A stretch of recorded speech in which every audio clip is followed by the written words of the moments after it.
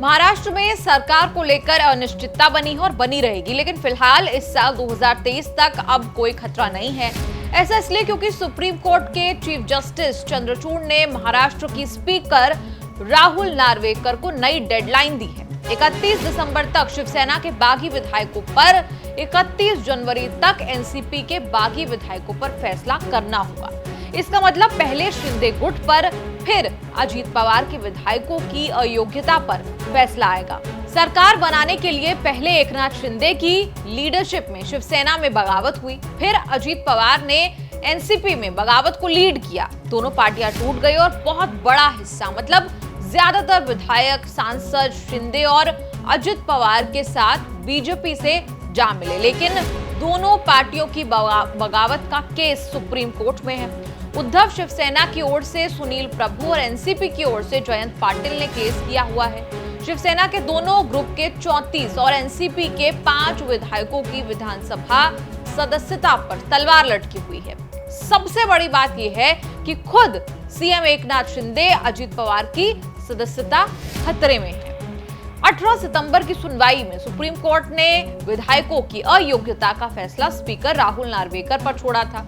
नार्वेकर फाइलें लेकर बैठ गए, कोई एक्शन नहीं लिया। सुप्रीम कोर्ट ने 17 अक्टूबर को सुनवाई में चेतावनी दी थी कि अनंत काल तक या अगले चुनाव की घोषणा तक लटकाकर नहीं रखा जा सकता। सुप्रीम कोर्ट ने पहले भी कहा, फिर दोहराया कि स्पीकर नहीं करेंगे तो सुप्रीम कोर्ट को ही फैसला लेना होगा। स्पीकर राहुल नार्वेकर का पक्ष केंद्र सरकार के solicitor general Tushar Mehta supreme court में रख रहे हैं। तुषार मेहता ने कोर्ट के सामने लंबा कैलेंडर रख दिया कि इस साल तो कुछ नहीं हो सकता। शीत सत्र के लिए विधानसभा नागपुर शिफ्ट होती है। इस बीच दिवाली की छुट्टियां भी हैं। विधानसभा का शीत सत्र 7 दिसंबर से शुरू होकर 20 दिसंबर तक चलेगा। ऐसे में जनवरी के आखिर तक ही कुछ हो पाएगा। सुप्रीम कोर्ट ये तो समझ चुका है कि स्पीकर टाल मटोल कर रहे हैं। सीजेआई ने भी तुषार मेहता को बता दिया कि अगर स्पीकर के पास टाइम नहीं है तो हम सुन सकते।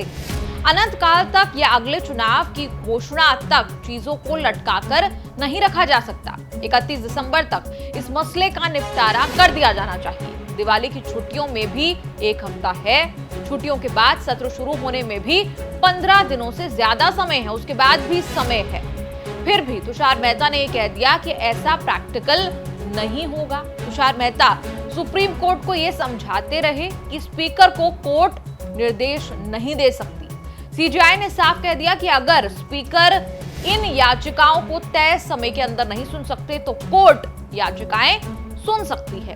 स्पीकर राहुल नार्वेकर पर सुप्रीम कोर्ट का थोड़ा असर तो दिख रहा है। सुनवाई से पहले दिल्ली आकर तुषार मेहता से मिले थे, लेकिन अब सवाल यह है कि वो सुप्रीम कोर्ट की नई डेडलाइन का पालन आखिर करेंगे या नहीं, और अगर नहीं करेंगे तब क्या होगा। इस रिपोर्ट पर आपकी क्या राय है? आप कमेंट्स में लिखकर अपनी राय जरूर दें और देखते रहिए न्यूज़।